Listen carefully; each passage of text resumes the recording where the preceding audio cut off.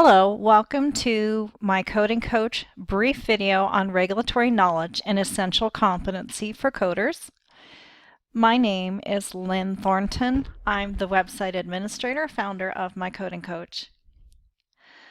Change Healthcare conducted an analysis in 2017 of hospital bills nationwide. And what they found was that there was an initial billing of $3 trillion.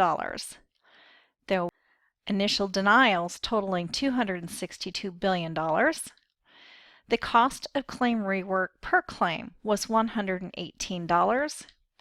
That's $8.6 million collectively spent by hospitals, 3.3% of their net patient revenue, or $4.9 million per hospital, trying to overturn those denials.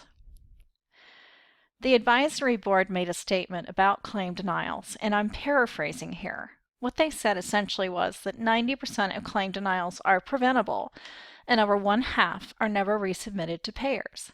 Well, what's the root cause of that? Why is that? First of all, the cost of claim rework. Remember, it cost $118 per claim to rework those claims on hold. They may be lost to follow-up. Some hospitals just don't have tight management of their claims on hold. It could be inadequate staffing.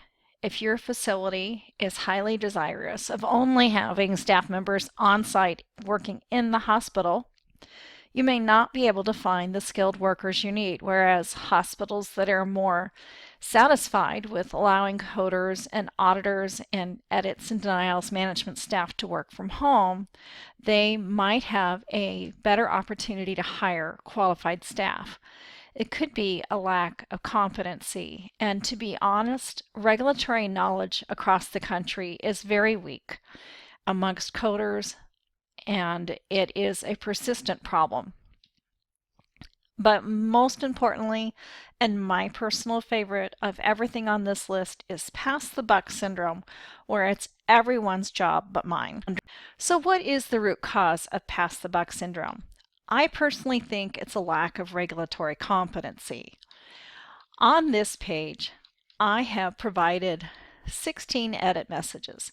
Those 16 edit messages could be seen by coders every day, every week, and are tied to thousands of edits behind each one potentially. The black hole of the revenue cycle for me is the claims on hold.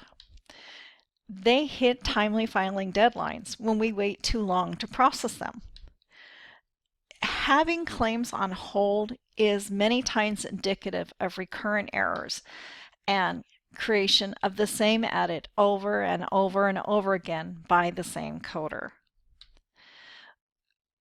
If we have a standard that we process our claims on hold first before we go forward with coding new accounts, that would be hugely beneficial.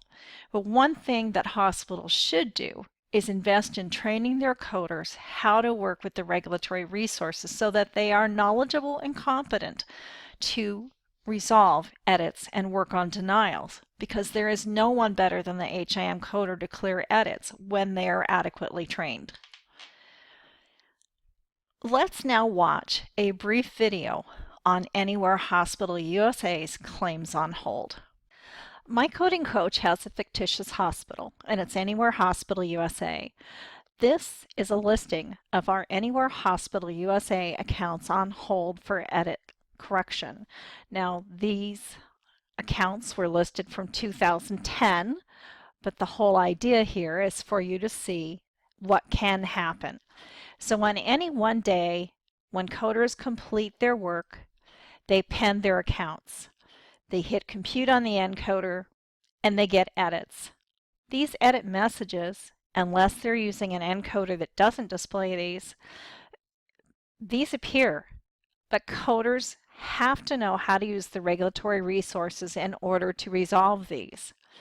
If they followed the instructional notes and they reviewed all of the coding guidelines and the CPT manual, these edits may not have populated. But once they've populated, the coder has to know how to resolve them. So they're all appended for HIM correction, in any one hospital, there can be thousands and thousands and thousands of claims on hold just due to the HIM errors. We understand that errors appear in all parts of the revenue cycle, and in fact, the admitting department is responsible for the most errors. But these are edits that are under internal review, meaning before they were even billed out, they were caught by our internal claims scrubber.